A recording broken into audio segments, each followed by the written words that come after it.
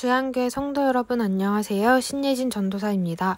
9월 24일 토요일 주 만나는 선과 지혜를 사모하라 라는 제목으로 본문은 여호수아 22장 10절에서 20절 말씀입니다.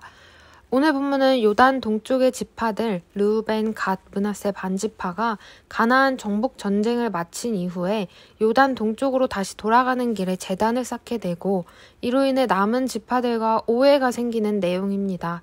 오늘 본문을 두 가지로 나누어 살펴보도록 하겠습니다. 첫 번째는 말씀이 기준이 되어야 한다는 것입니다. 11절과 12절입니다. 이스라엘 자손이 들은즉 이르기를 르우벤 자손과 갓 자손과 므낫세 반지파가 가나안 땅의 맨 앞쪽 요단 언덕과 이스라엘 자손에게 속한 쪽에 제단을 쌓았다 하는지라. 이스라엘 자손이 이를 듣자 곧 이스라엘 자손의 온 회중이 실로에 모여서 그들과 싸우러 가려 하니라. 함께 가나안 정복 전쟁에 참전하여 땅을 분배받았고 이제 다시 흩어지는데 왜 갑자기 싸움의 분위기가 조성된 걸까요? 그것은 바로 실로에 세워진 제단 외에 다른 제단을 세웠기 때문입니다. 이스라엘 지도자들과 아무런 상의도 없이 이런 일을 했다는 것은 신앙적으로 큰 도전이었습니다. 하나님을 중심으로 살아가는 이스라엘 사회에서 하나님을 예배하는 제단이 둘로 나뉜다는 것은 이스라엘 공동체가 둘로 나뉠 수 있는 위험이 있었기 때문입니다. 또한 이 다른 제단은 우상 숭배의 위험성도 있었습니다. 그런데 정말 르우벤, 갓, 므낫세 반지파가 우상 숭배를 위해 나라에 대한 도전을 위해 제단을 쌓은 것일까요? 사실은 그렇지 않았습니다. 15절에서 20절은 비느하스와 이스라엘 각 지파의 지도자들의 말, 21절에서 30절은 르우벤, 갓, 므낫세 반지파의 대답이 나옵니다. 르우벤, 갓, 므낫세 반지파의 의도는 오히려 신앙 고백적인 측면이 강했습니다. 후일에 요단 서쪽에 있는 지파들에게서 너희는 여호와께 받을 분깃이 없느니라 라며 배척당할 위험성을 방지하기 위한 것이었습니다. 그래서 요단 동쪽에서도 하나님께 계속 예배하면서 후대의 증거가 되게 하는 것이 목적이었습니다. 즉, 동쪽에서도 서쪽과 마찬가지로 하나님 경외하기를 그치지 않기 위함인 것입니다.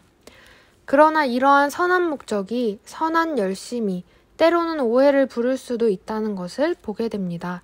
신앙생활도 분명 선한 목적에서 했던 일인데 공동체의 오해를 불러올 때가 있습니다. 모든 열심은 말씀이 기준이 되어야 합니다. 우리의 열정이, 헌신이, 노력이 주님보다 앞서지 않아야 합니다. 두 번째는 말씀에 민감하게 반응해야 한다는 것입니다. 요단 동편의 지파를 제외한 이스라엘 자손들은 제단이 쌓였다는 소식을 듣자마자 지도자들을 보냅니다. 16절입니다. 여호와의 온 회중이 말하기를 너희가 어찌하여 이스라엘 하나님께 범죄하여 오늘 여호와를 따르는 데서 돌아서서 너희를 위하여 제단을 쌓아 너희가 오늘 여호와께 거역하고자 하느냐. 그러면서 두 가지 사건을 언급합니다. 브올 사건과 아간 사건입니다. 브올 사건은 이스라엘이 시딤에 머물렀을 때 일어난 일로 모압 여인과 음행하여 바알 브올이라는 우상을 섬겼던 사건입니다.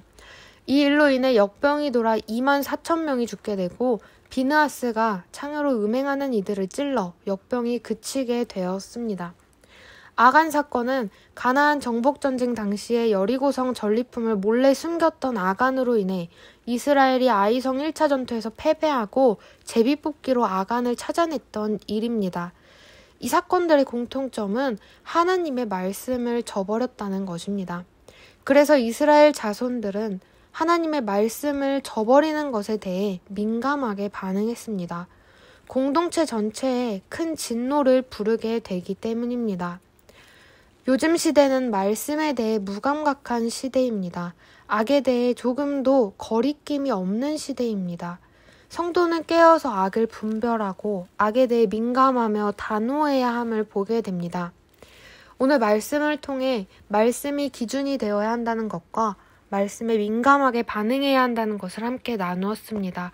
오늘도 하나님의 말씀을 붙잡고 살아가는 저희가 되기를 소망합니다.